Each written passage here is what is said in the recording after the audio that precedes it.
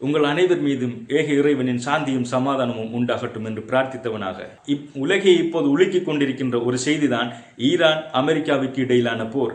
இந்த போர் இலங்கையில் என்ன வகையான பாதிப்புகளை ஏற்படுத்தி இருக்கின்றது? ஈரான் அமெரிக்காவிற்கு இடையிலான போரின் மூலம் இலங்கையில் எரிபொருள் தட்டுப்பாடை உருவாக்கி விடுமோ என்ற அச்சத்தில் மக்கள் இப்போது ஆரவாரப்பட்டு கொண்டு பதற்றப்பட்டு கொண்டிருக்கிறார்கள். என்ன நடந்து கொண்டிருக்கின்றது? உண்மையில் இந்த போரின் மூலம் இலங்கைக்கு பெட்ரோல் தட்டுப்பாடு, அதாவது இலங்கைக்கு எரிபொருள் தட்டுப்பாடு வருமா என்கிறத நாம் இப்போ பார்க்க போறோம். முதலாவது விஷயம், பெட்ரோல் உற்பத்தியில் ஈரான் மிகப்பெரிய பங்கு வகித்துக் கொண்டிருக்கின்றது.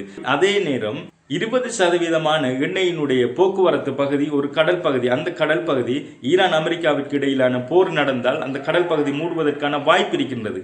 இதன் மூலம் போக்குவரத்து செலவும் அதிகரிக்கலாம். ஆகவே இந்த செயற்பாடுகளை கொண்டு இலங்கையில் பெட்ரோல் தட்டுப்பாடு வருமா அப்படின்னு நாம பார்த்தா நேரடியாக பெட்ரோல் தட்டுப்பாடு வருவதற்கான வாய்ப்புகள் இல்லை. ஏனென்றால் இலங்கை ஈரானிடமிருந்து நேரடியாக எரிபொருளினை பெற்றுக்கொள்வதில்லை. அது இந்தியா, மலேசியா, சிங்கப்பூர் மற்றும் தென்கொரியா போன்ற நாடுகளிடம் இருந்துதான் இலங்கை எரிபொருட்களை பெற்றுக்கொள்கின்றது.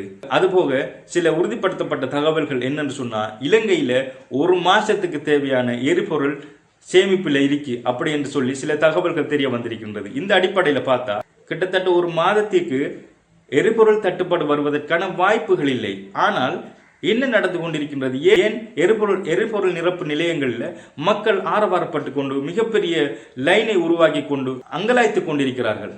என்ன காரணம்? அதாவது ஆல்ரெடி 2022 இதனுடைய தாக்கத்தை அனுபவித்தவர்கள் இலங்கை மக்கள்.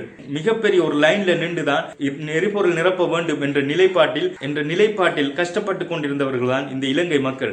அதனால அவங்க அதே போன்ற ஒரு நிலைப்பாடு இப்போது வந்து விடுமோ என்ற பயத்தில், இதை பேனிக் பையிங் என்று சொல்லுவாங்க, அந்த பயத்தில் ஒரு பொருள் முடிந்து விடுமோ என்ற பயத்தில் அந்த பொருளை வாங்கிக் கொள்வது.